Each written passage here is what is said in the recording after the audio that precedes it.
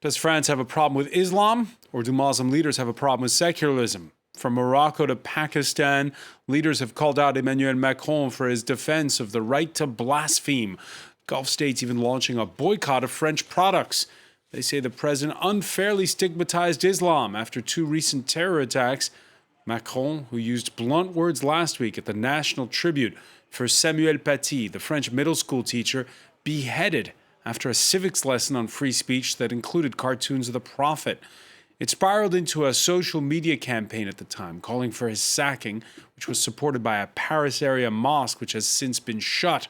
What to make of Macron's words, of plans by the French government to draft what was originally billed as a law against religious separatism? And more broadly, what does that French notion of laïcité, secularism, mean in a globalized world? The misunderstandings go both ways, with many here shocked by a call to boycott France over cartoons, but not to boycott China over ethnic cleansing and mass internment of Uyghur Muslims. How to clear up those misunderstandings? Today in the France 24 debate, we're looking at that Muslim nation's boycott of France. And joining us from Portsmouth in the UK, a man who I suspect spends a lot of time explaining what laïcité is to his students and fellow faculty members, sociologist Alexis Artaud de la Ferrière of the University of Portsmouth. Thanks for joining us. Hello, thank you for having me. And joining us from Los Angeles, attorney Asif Arif, the author of Being a Muslim in France. Thanks for being with us. Having me. France 24's Douglas Herbert is here from our International Affairs Desk. How are you? The France 24 debate on Facebook and Twitter, hashtag F24debate. Let's go over the timeline first. It was the beginning of September, 5 years after the attacks on Charlie Hebdo and the outset of the trial of those accused of aiding the assailants. The satirical weekly republishing cartoons The Prophet. Then, at the end of last month, there was that attack in Paris targeting the former headquarters of Charlie Hebdo by a Pakistani radical, an attack prompted by the satirical weekly's republishing of the cartoons of the Prophet. Then, on October 2nd, France's president announcing those measures to counter radicalism and stating Islam is in crisis. Now comes that gruesome murder of a teacher and reaction to the beheading. Cole Stangler has more. With police the was French after he flag threatened stamped on and burned, just like photos of President Emmanuel Macron. Protests flared up in several Muslim-majority countries over the weekend, like here in Libya's capital, Tripoli. Demonstrators say they're offended by Macron condoning sketches of the Prophet Muhammad. قائدها محمد صلى الله عليه وسلم لن نرضى بهذا ولن تهزم وسوف تهزم أنت يا مكرون أنت وفرنسا. In several countries, like here in Jordan, French-made products are being removed from shelves. While on social media, the hashtag Boycott France products has spread quickly. Several governments have condemned the publishing of the cartoons of Muhammad, including Jordan, Morocco, Qatar, Kuwait, and Pakistan, whose Prime Minister Imran Khan also criticized the French president. It is unfortunate that President Macron has deliberately provoked Muslims, including his own citizens. Turkey's President Recep Tayyip Erdogan has been especially critical. On Sunday, he called into question the mental capacity of his French counterpart. Bu bir vaka. Onun için hakikaten kontrolden geçmesi lazım. Macron insists he's sticking to his line. In a Sunday tweet in French, English, and Arabic, he said France, quote, would not give in ever and does not accept hate speech. In a statement, France's Ministry of Foreign Affairs criticized the calls to boycott, all the while promising to assure the security of French citizens abroad. Alexis Artaud de la Ferrière, what's the boycott about? Is it about the cartoons? Is it about Macron saying that Islam is in crisis? Is it about the fact that he's announced measures that include the shutting down of foreign imams in France eventually? Well, I think we can describe boycott in terms of a series of particular policies, reactions to particular policies in France. I think there's something else we could say more generally about the boycott, which is that it expresses a form of miscomprehension in intercultural dialogue. And this is something that, if we think that this notion of blasphemy doesn't really make any sense, or doesn't have any hold in a context of secular law, in a context of a religious state, or in the context of a deeply religiously committed population, well, obviously that concept means a lot.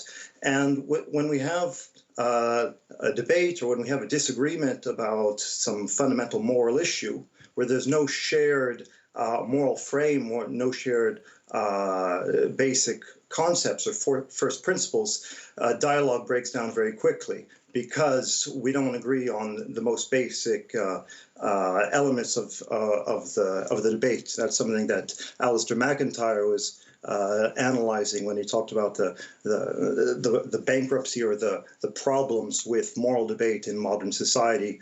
That happens in a particular society, but I think that's happening right now in international dialogue at this moment with regards to this idea. I just don't think that Erdogan or other Muslim leaders are thinking the same concepts than Emmanuel Macron is thinking. Then there's also geopolitical and domestic political interests involved. Yeah, each nation perhaps projecting, but let me pick up on what you just said, Alexis, and ask you, first of all, just to explain to our viewers once and for all, sorry to put you through this again, explain what laïcité is. What is secularism as understood by the French? There is no once and for all, and there is no one laïcité understood by the French. Sometimes I talk about laïcité as it seems like what W.B. Galley called an essentially contested concept, which is to say it's a normatively loaded concept about which people use, but about which people have difficulty agreeing on what its definition is and how it should be operationalized. People put into that word, or people invest that word with all sorts of fantasies and meanings. I think something that we can say which would be more useful, more concrete, would be to look at the legal history of the concept. There's one law, there's one moment in French political thought which is essential in the history of laïcité, and it's the 9th of December 1905. It's the law which is often called the law of separation of church and state. It's an important moment because what it does is it crystallizes and it institutionalizes the whole preceding debate about what the relationship should be between the churches and the state. And it institutionalizes and it gives a framework for that relationship for the 20th and 21st century. And there's two key principles in that law. The first is a separation. So it gets rid of, or it dissolves the Concordat regime, which recognizes the churches. It instantiates a principle that the state should be separate from the churches. But there's a second principle, which is almost more important, which we often ignore, which is a principle of the liberty of conscience. And that's the first article in the law of 1905, the liberty of conscience and the liberty to exercise one's religion. And those two principles, freedom and separation, are really at the heart of the history, and especially the legal history, of laïcité. Then there has been deviation and accommodation since then, but those are the two key concepts. Azif Arif, how do you clear up the misunderstanding based on what has just been explained? That, we have this law from 1905, which effectively spells out the framework in which you have religion in this country, in which you have freedom of expression. Well, first of all, I agree on the fact that we need to have a legal definition of what laïcité is, and it has been brilliantly described just before me. But the thing is, what I feel is French society confuses in between, in order to explain a little bit more the laïcité concept, confuses in between secularism, which is taking distance from religion, from laïcité, which is a neutrality of the state against any person who will be using any public services or any state services. So I think people confuses between these two notions, and that created a lot of misunderstanding. And that coming to the freedom of expression, I think freedom of expression is another fundamental liberties. It should be considered as a separate set of rules and separate set of limitation to this freedom of religion. So we have to look also to the European Court of Human Rights, what kind of limitation that they assert regarding with the free speech. But for French purposes and French legal purposes, freedom of speech is the possibilities to say anything about any topic, if it doesn't incite to hatred, if it doesn't come to creating any discrimination against some person. So those are the limitation. And having the right to criticize, mock religion is part of our legal system and is part of also the European Convention of Human Rights. But again, there is some, the people do not understand sometimes that any freedom has its own sets of limitations. And these limitations will be often driven by what the society, by the norm of the harm to the society that this specific use of this specific freedom will do. And this needs to be taken into consideration when we talk about what happened in France. You heard at the outset, Azif, Alexis Artaud de la Ferrière say that when you have a debate about moral issues, it breaks down fast sometimes. In this case, is it that, well, in France, the law of the Republic supersedes the law of religion, and in many of the countries that are pushing this boycott, it's not necessarily the case? That's not true. You know why? Because if you look at Pakistan, for example, Pakistan in its constitution say it's the Islamic Republic of Pakistan. So you see, they completely confuses these two notions. So, and on the other hand, here we say it's the French Republic. So we need to define what is Republic. Republic is the res publica, which means the public thing, the public debate, the possibility to discuss into public, or the possibility to make the public space something common. And here is the fact that Muslim people are believing in God, that doesn't infringe with the right of respecting Republican rules, or if it comes to the point where your own faith call you to violate the law, that will be a problem. Yeah, that will be definitely a problem. Okay, so did Emmanuel Macron use the wrong language? I definitely think Emmanuel Macron used the wrong language. I definitely think also that Emmanuel Macron was not considering how international this issue goes. And it went out of his hand. And all of a sudden, multiple Muslim countries start saying, we don't have the concept of free speech as yours. And what you're doing is not only you're making the Muslim in France a target of whatever your law is, according to them again. And you're making the entire Muslim hurt by whatever you do. And also there is one specific point that I wanted to mention that people often forget in this matter, is that Samuel Paty, when he was doing his class on these cartoons, don't forget that he told his Muslim student that you can look somewhere else, or you can cover your eyes, because my point is not to hurt you, my point is not to hurt your sensibilities. And this is a very crucial element that we need to take into consideration. Samuel Paty didn't want to offend Muslim people.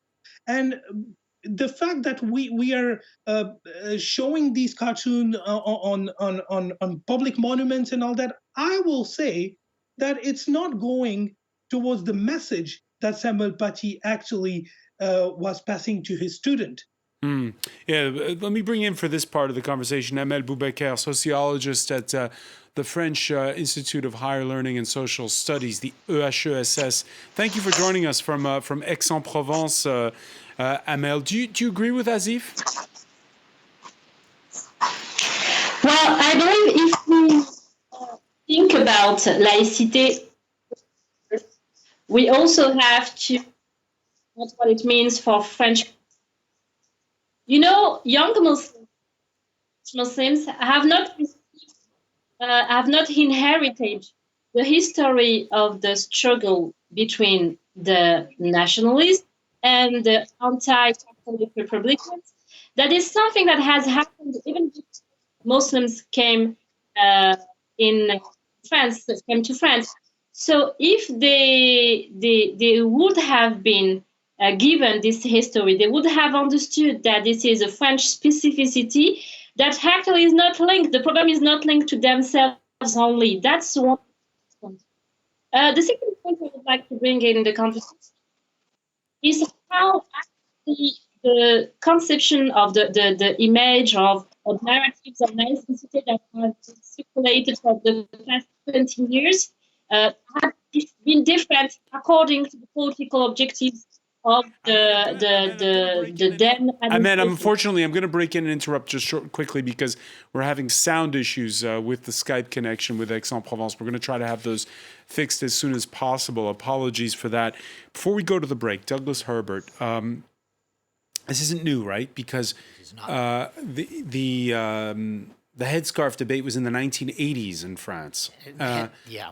And it's coming to a head again this time. And each time, as Amel just said, there's this misunderstanding over that French notion of secularism. Yeah, not even misunderstanding, just a complete lack of comprehension. From almost any outsider looking in, it's very opaque because if you think of it in the sense of secularism as it exists, say, in the Anglo-Saxon world, obviously the UK and the US have slightly different applications when you say secularism, but it's a very different notion.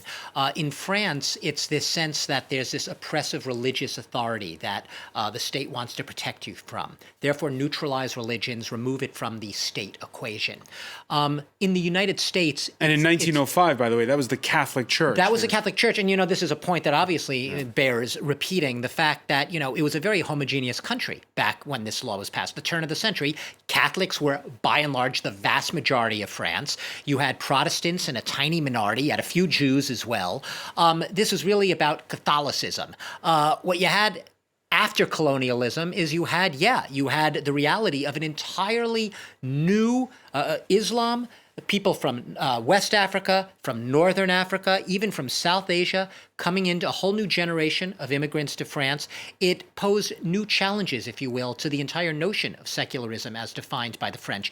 And from an outside perspective looking in, especially if you're looking at this from the US, you think secularism. The French version of laïcité looks very intolerant, and it looks even discriminatory to a certain extent, because the effect of it, even if the intention isn't, the effect is to stigmatize and to marginalize. What has happened to a lot of the Muslims who have come into France after colonialism? They have been marginalized, often in low-income suburbs, ringed around the large cities. And whether you could put it down to secularism is something we'll pick up on. We've taken a quick break. Stay with us. You're watching the France 24 debate.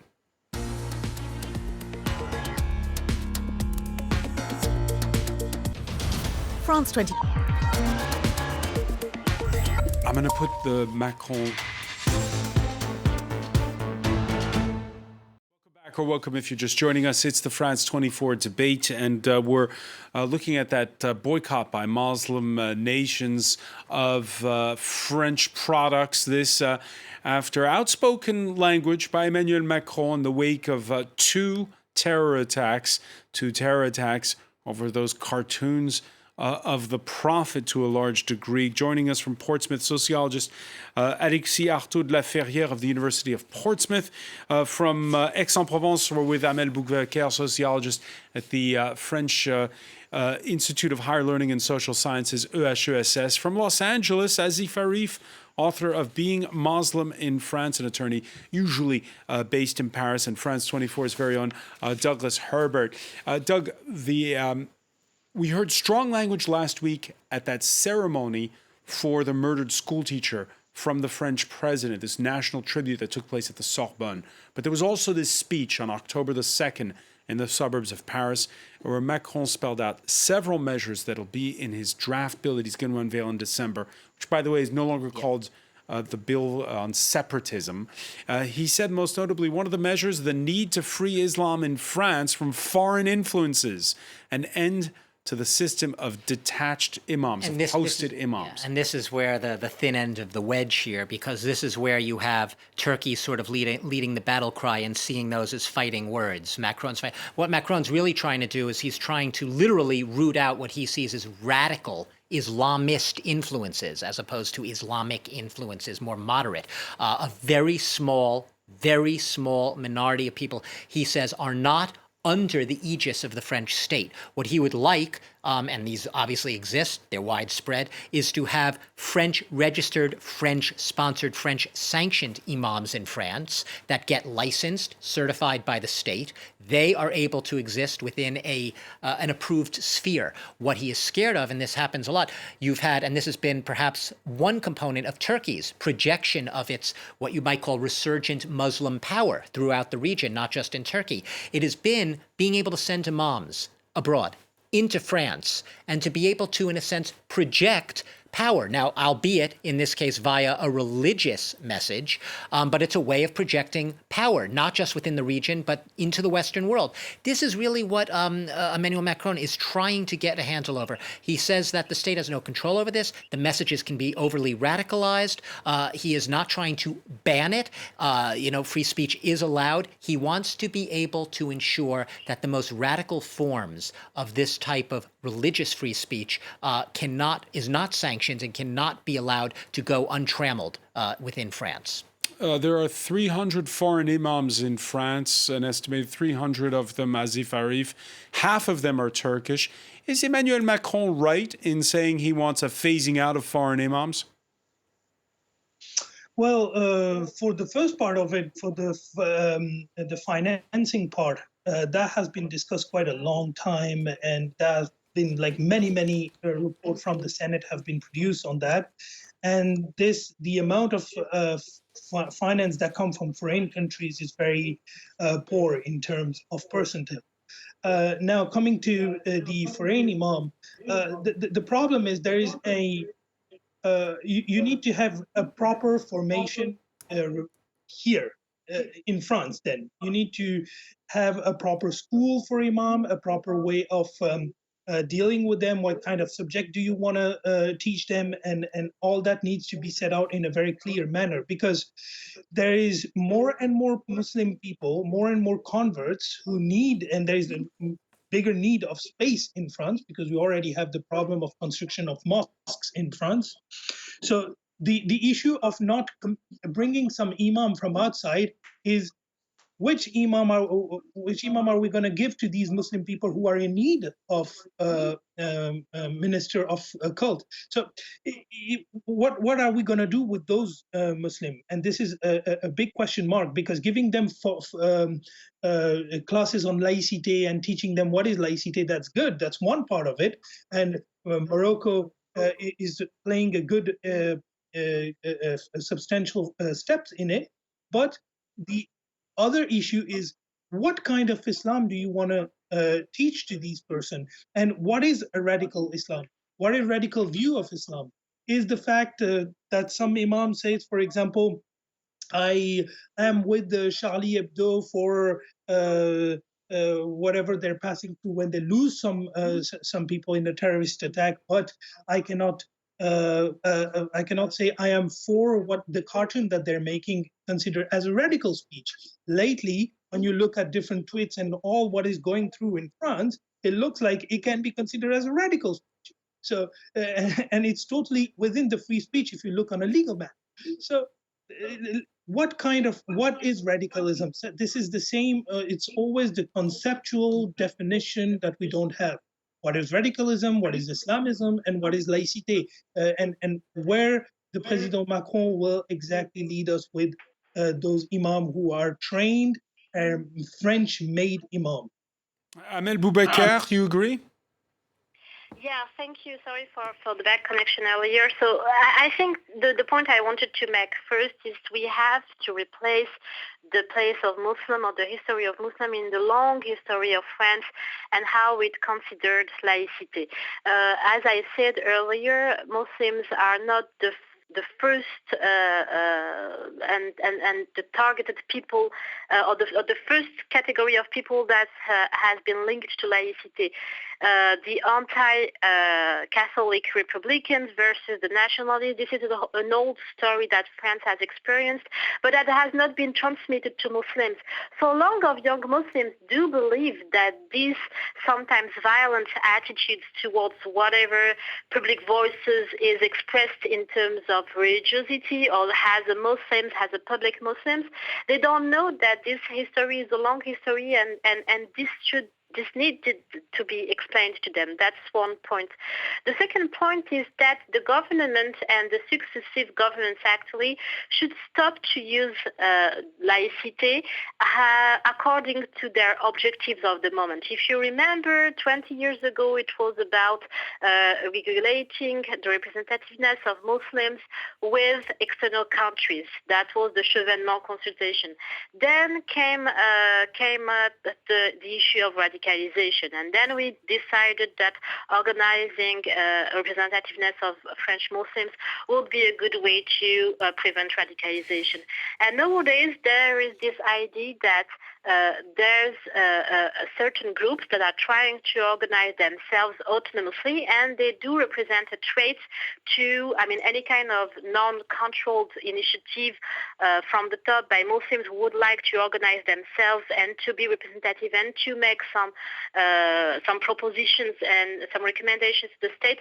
They do represent a danger. So you see that this conception of laïcité are not solely related to Muslims themselves or to the way laïcité is understood by the youngest generation of Muslims, but also they are linked to the own internal agenda of the successive French governments.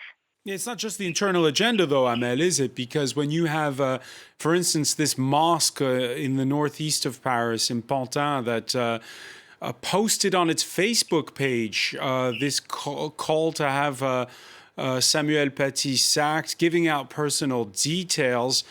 What do you do when you're the French government? Yeah, I think there's also a problem, of course, within the Muslim communities. They don't know how to do politics and they don't know how to be political. That's, for one reason, they have not been allowed to be political in a non-polemical way, if I can say. Again, today, any public voice, any Muslim public voices is always suspicious, and they have not been socialized in the public debate as the older minorities like Jewish people and other extra European Catholics communities and so on. So Muslims have not been given the opportunity to understand or to learn how to do politics and how to talk politics. So when you have someone like this mosque of Pantin, who are not people who are actually involved in exchanging views, building a nation, even in a not non-constitutional way, but at least in a democratic way, then you have this kind of generation. I would say the problem is actually going beyond the mosque of Pantin or these foreign imams.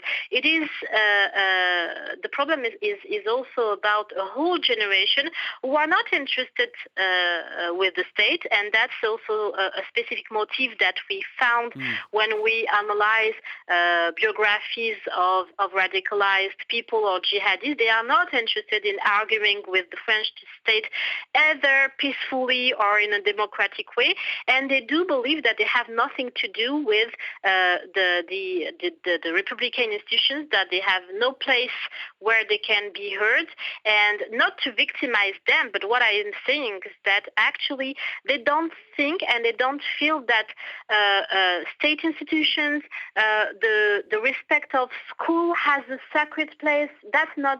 Those things are not relevant to them anymore, and that's a whole that's a totally different problem than just thinking that we have some Islamist groups that are putting pressure on young French Muslims and orienting them and radicalizing them through hate discourses. That's much more deeper than that, I believe. Alexis Artaud de la Ferrière, you have a French president capturing a national mood where people are, well, frankly, shell-shocked after having had the attacks of 2015, successive attacks since, and then these two terror attacks within the space of a month, including this gruesome beheading of a middle school teacher.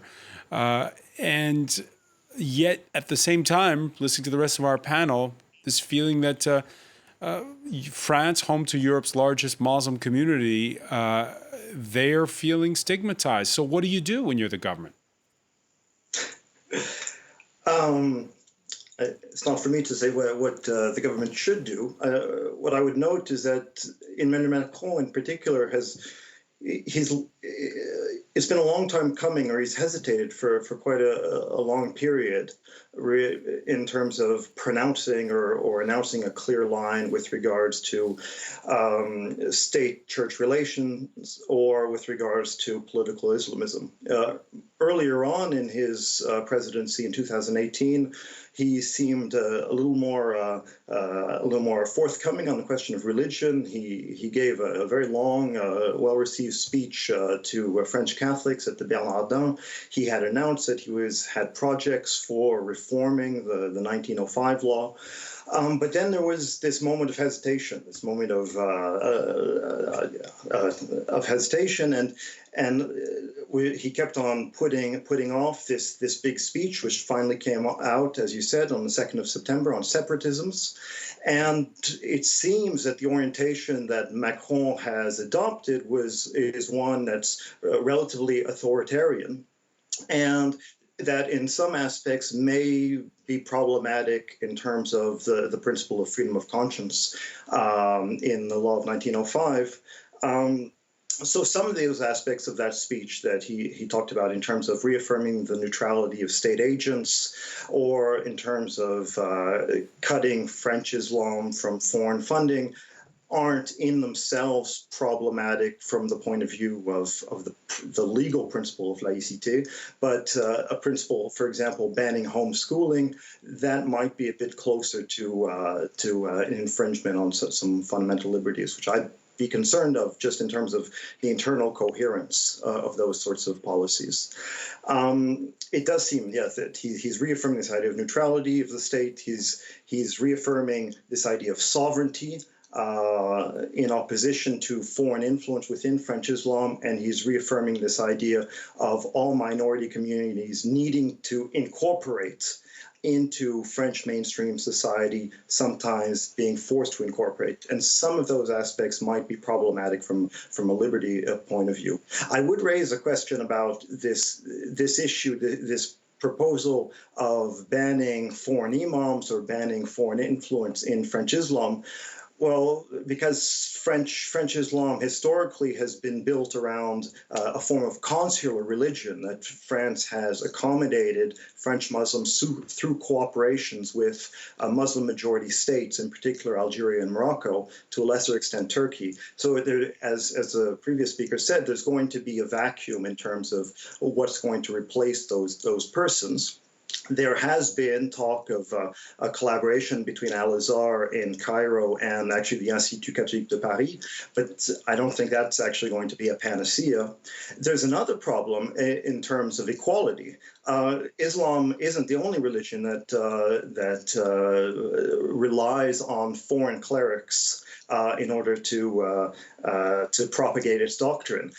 Catholicism, for example, in France today relies very heavily on foreign priests coming in to fill parish vacancies, which are empty because there's a lack of Catholic vocations in France through a program called Fidei Donum. Right. If France were to block foreign imams coming in, there'd be a question of whether they would also be blocking other religious clerics coming in. I think that would be a big issue. Douglas Herbert. Yeah, I just want to add here, you asked what, Emmanuel Macron and the French state have their hands tied behind their backs on this issue a lot. Why? Because the stigmatization that you're talking about, and that a lot of people say is perhaps a big part of this problem, they cannot actually act on it because they have no statistics about it.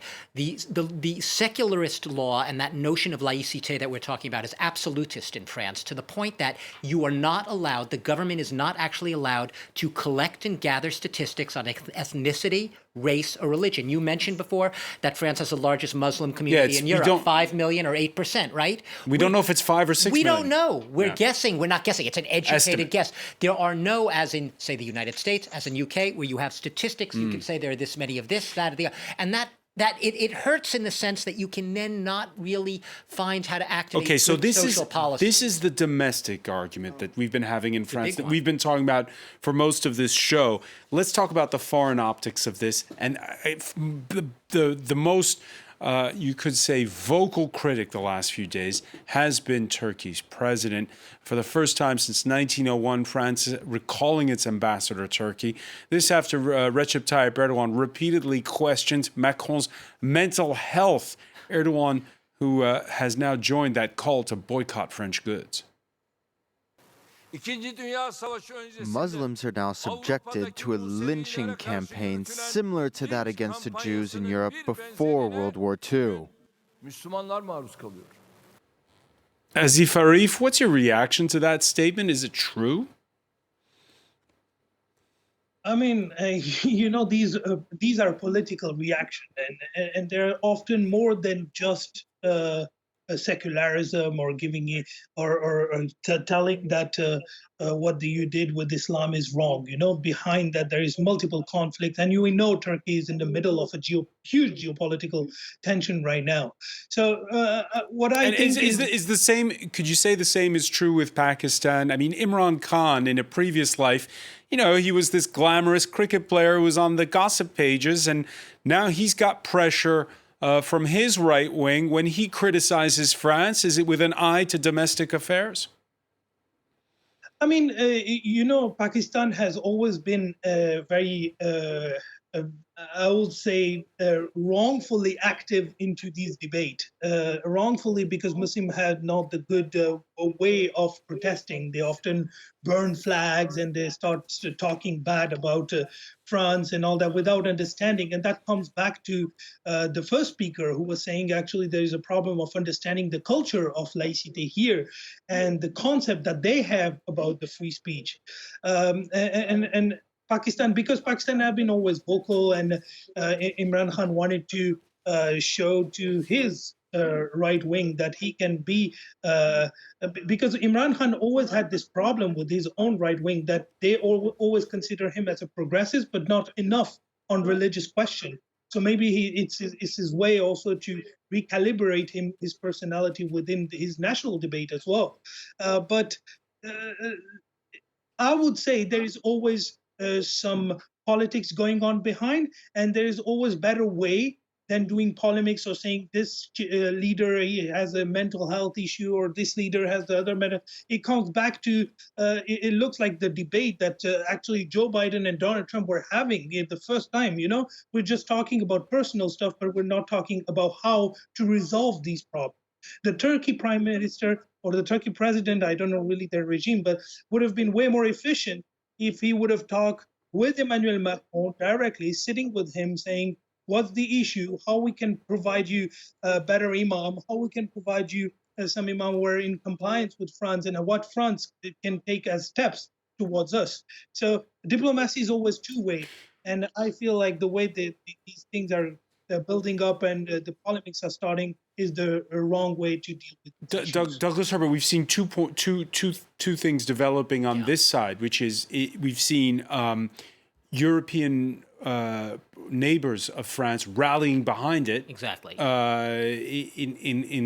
In the face of the comments by Turkey's president in particular. Right. And also a lot of criticism of Gulf states for launching this boycott, and instead of boycotting, say, China over the internment of Uyghur Muslims. Yeah, this is a classic clash of worldviews. But is that just whataboutism? A little bit whataboutism, Francois. Look, the Arab public opinion beyond Turkey has very much rallied behind, to a large extent, Recep Tayyip Erdogan and his projection of Muslim power. It's been called neo-Ottomanism, right? Him considering himself the return of the great pashas of the Ottoman Empire.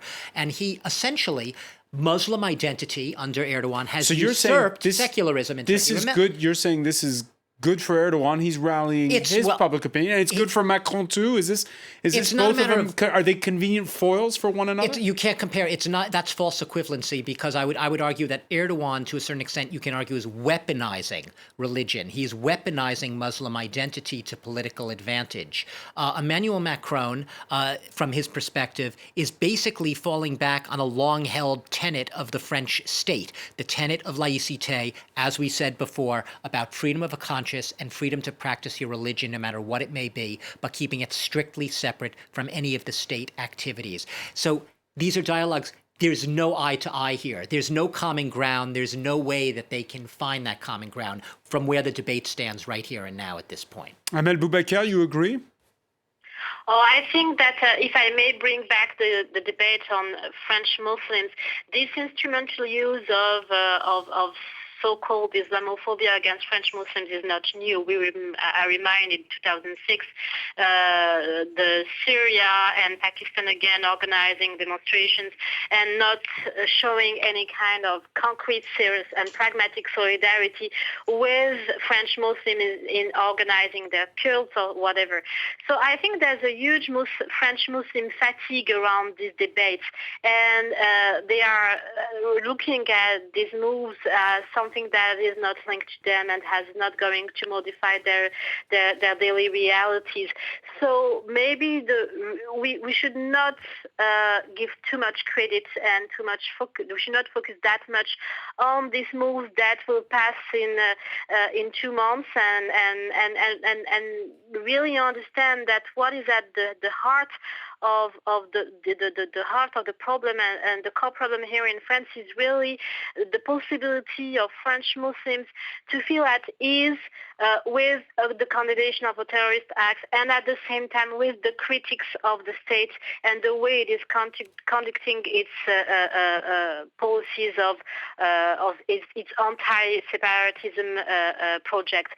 So I think we should really differentiate between the two topics and give more voice to these more French Muslims who are not really ready or eager to talk about external realities once again.